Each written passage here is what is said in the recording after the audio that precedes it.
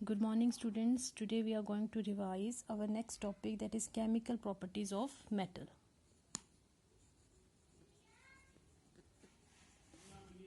Chemical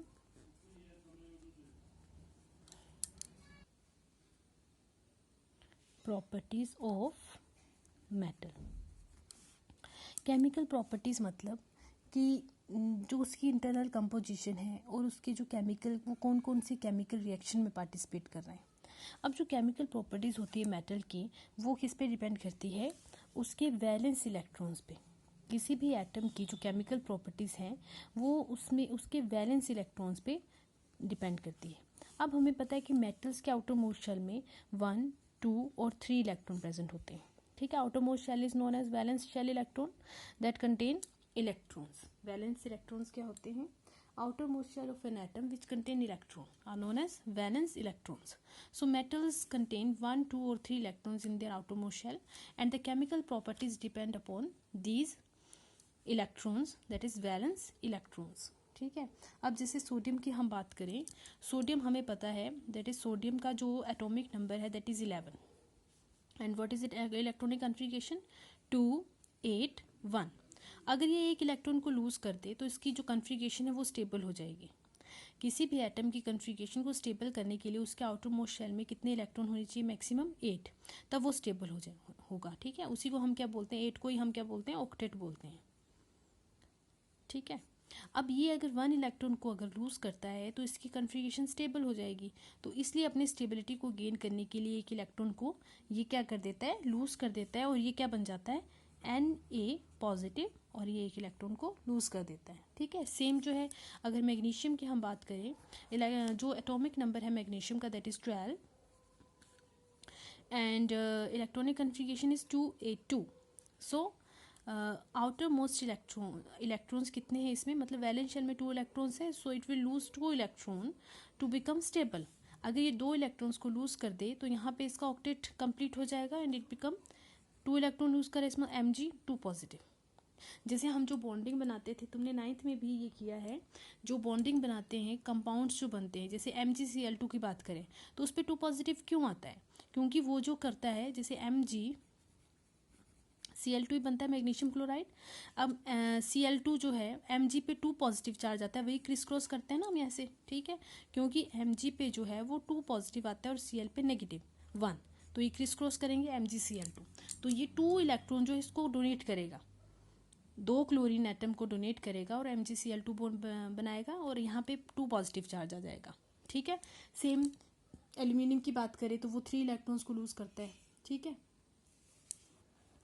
अब यही है जो इस तरह से मेटल्स जो है अपने इलेक्ट्रॉन्स को डोनेट करते हैं नॉन मेटल्स को, और बॉन्ड बनाते हैं और केमिकल प्रॉपर्टीज को शो करते हैं. ठीक है.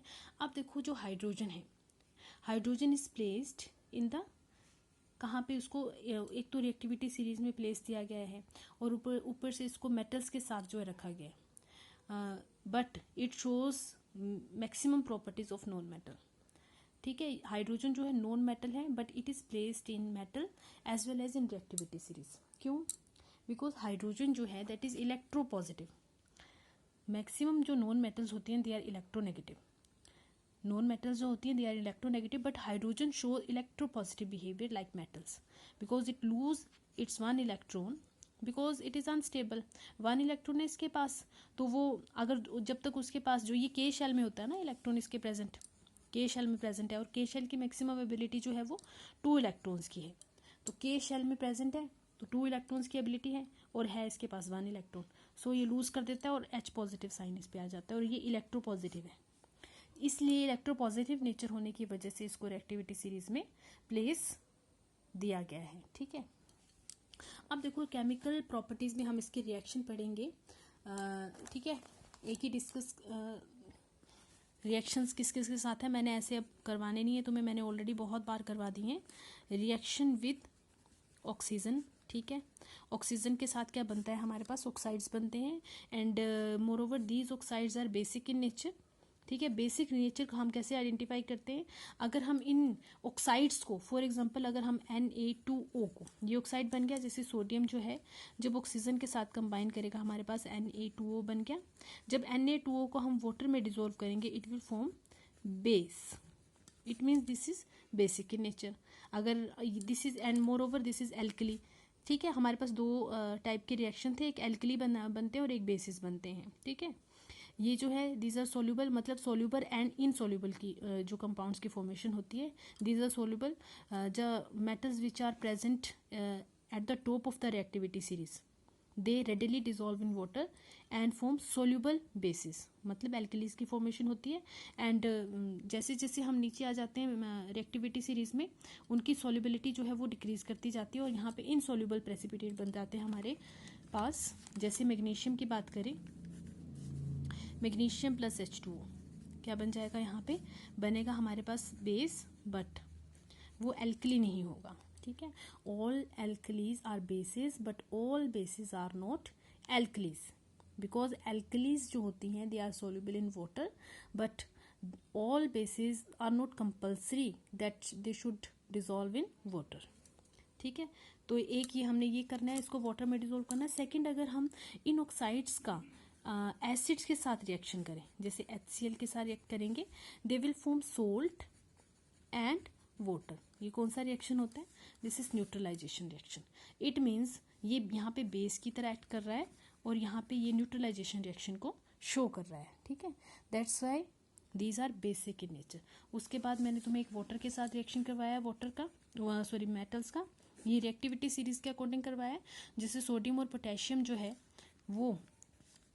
वो विग्रस रिएक्शन शो करती है, बहुत हाई अमाउंट में एनर्जी लूज होती है यहाँ पे। एंड एक्सोथर्मिक रिएक्शन है, ठीक है। क्या बनेगा यहाँ पे, हाइड्रोक्साइड प्लस H2 गैस, ठीक है। सेम हम नीचे आते जाएंगे, जैसे मैग्नीशियम की बात करें, यहाँ पे हमारे पास क्या बनेंगे, ये जो है ये कोल्ड वाटर के साथ रिएक्ट करेगी। मैग्नीशियम जो है वो हॉट वाटर के साथ रिएक्ट करती है,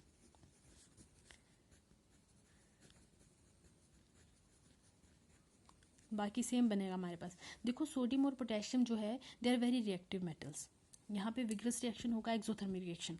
जैसे हम नीचे की तरफ आएंगे, कैल्शियम भी कोल्ड वाटर के साथ रिएक्ट कर जाता है, but it does not show vigorous reaction, ये बहुत फास्ट रिएक्शन शो नहीं करता है, ठीक है। बट ये है कि कोल्ड वाटर में ये रिएक्ट कर जाता है calcium, but magnesium does not react with cold water. यहाँ पे हमें हॉट वाटर देना पड़ेगा, इसको रिएक्ट करवाएंगे हम मैग्नीशियम के साथ और सेम प्रोडक्ट हमारे पास बेस बनेगा और H2 गैस लिबरेट होगी, ठीक है। अब उससे नीचे आएंगे हम, आयरन, जिंक और एल्यूमिनियम की बात करें, they can not react with hot and cold water. ये स्टीम के साथ रिएक्ट करेंगी एंड एल्यूमिनियम, ठीक है, और बनाएगी हमारे पास ऑक्साइड्स की फॉर्मेशन होती है यहाँ पे। ये करेंगे Fe2O3 प्लस H2,